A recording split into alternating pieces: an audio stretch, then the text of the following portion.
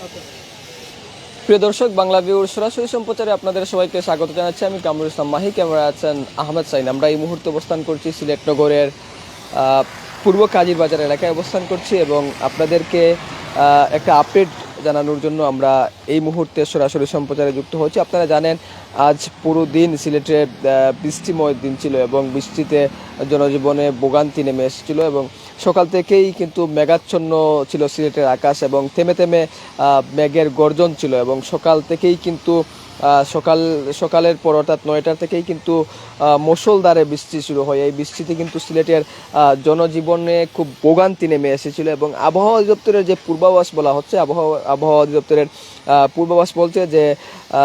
আগামীকাল পর্যন্ত অর্থাৎ আগামীকাল পর্যন্ত সিলেটের আকাশ মেঘাচ্ছন্ন থাকবে এবং রাতে অস্থায়ী দমকা হাওয়া এবং ঝড়বৃষ্টি হওয়ার সম্ভাবনা রয়েছে এবং কি সাথে বজ্রপাতও হওয়ার সম্ভাবনা রয়েছে এবং সিলেটে আগামী 48 ঘন্টার পূর্বাভাসে যেমনটি বলা হচ্ছে যে আগামী বেশ কয়েকদিনও এরকম আবহাওয়া থাকতে পারে এবং আপনাদেরকে যদি একটু আমরা জানিয়ে রাখি, সকাল থেকে সিলেট নগরীর যেতে গুড়ি গুড়ি বৃষ্টি হচ্ছিল এবং কোনো কোনো অংশে থেমে থেমে বৃষ্টির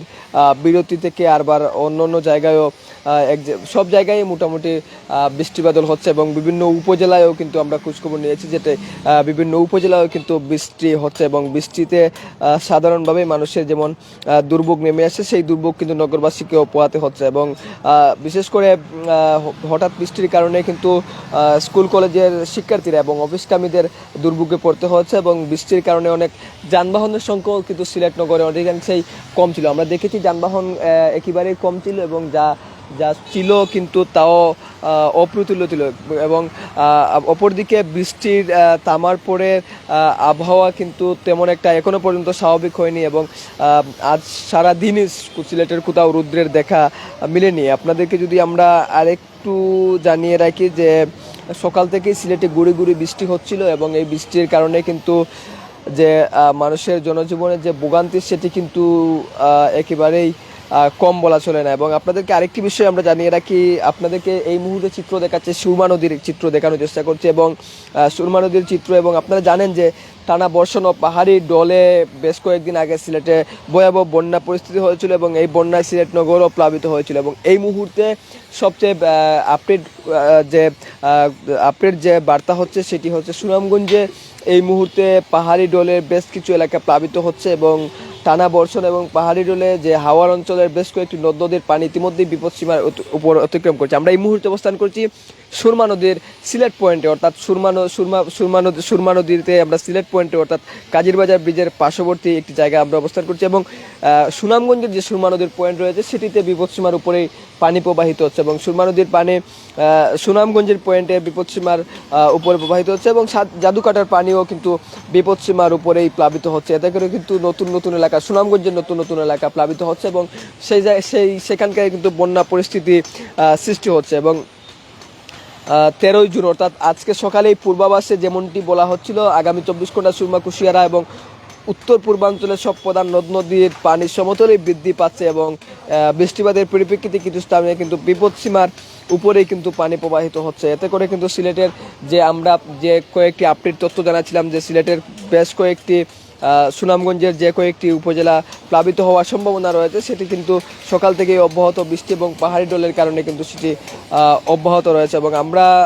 এই মুহূর্তে সিলেট পয়েন্টে অর্থাৎ সিলেটের সুরমা নদীর চিত্র দেখাচ্ছি এবং সুনামগঞ্জের যে চিত্র আমরা আপনাদেরকে বলছিলাম, সুনামগঞ্জের সুরমা নদীর পানি কিন্তু বিপদসীমার উপরেই যাচ্ছে এবং সুনামগঞ্জের জাদুকাটা নদীর পানিও কিন্তু অনেকটাই বিপদসীমার উপরে অতিক্রম করছে এবং সকাল থেকেই সিলেটে ঘন ঘন থেমে থেমে বৃষ্টি হচ্ছে এবং আকাশ মেঘাচ্ছন্ন এবং এতে কিন্তু বৃষ্টির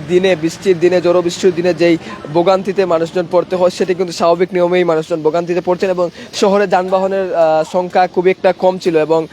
অন্য দিনের মতো স্বাভাবিক সময়ে কিন্তু যানজট অনেক জায়গায় কিন্তু আমরা যানজটের চিত্র দিই, কিন্তু আজকে সকাল থেকেই আমরা নগরের বিভিন্ন পয়েন্ট ঘুরেছি এবং বিভিন্ন জায়গা আমরা ঘুরে দেখেছি, সেখানে কিন্তু যানজটের তেমন একটি চিত্র আমরা লক্ষ্য করিনি এবং আপনাদেরকে যদি আমরা পুরো এই মুহূর্তে মুহূর্তে সুরমা নদীর চিত্র আমরা দেখানোর চেষ্টা করি। সুরমা নদীতে কিন্তু তেমন একটা এই মুহূর্তে পানি বাড়ার তেমন একটা বার্তা নেই, অর্থাৎ পানি কিন্তু বিপদসীমার নিচেই আছে এবং এই বিপদসীমার নিচে থাকার কারণে সুরমা নদীর পানি বিপদসীমা নিচে থাকার কারণে কিন্তু সিলেটবাসীর মধ্যে স্বস্তির যে বার্তা রয়েছে সেটি কিন্তু স্বস্তির বার্তাই বিরাজ করছে। এবং আপনাদেরকে পুরো দিন আমরা যে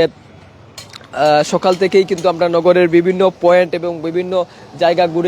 ঘুরে দেখেছি। সেই জায়গায় আমরা যেটি দেখেছি যে বিভিন্ন জায়গা আমরা ঘুরে দেখেছি, সে জায়গায় আমরা দেখেছি যে যানবাহনের সংখ্যা খুবই কম ছিল এবং অব্যাহত বৃষ্টি এবং বৃষ্টিপাতলের দিনে যে ভোগান্তিতে মানুষজন পড়তে হয় সেই ভোগান্তি কিন্তু খানিকটা ছিল। তো সব মিলিয়ে আবহাওয়ার পূর্বাভাস আগামী কয়েকদিন বৃষ্টি এরকম থেমে থেমে বৃষ্টি এবং রাতে অস্থায়ী বৃষ্টিপাত এবং ঝড়বৃষ্টি, বজ্রপাত সহ ঝড়বৃষ্টি হতে পারে। তো এই ছিল আবহাওয়া অধিদপ্তরের পূর্বাভাস এবং সার্বিক নদ নদীর পানি বাড়ার সর্বশেষ চিত্র।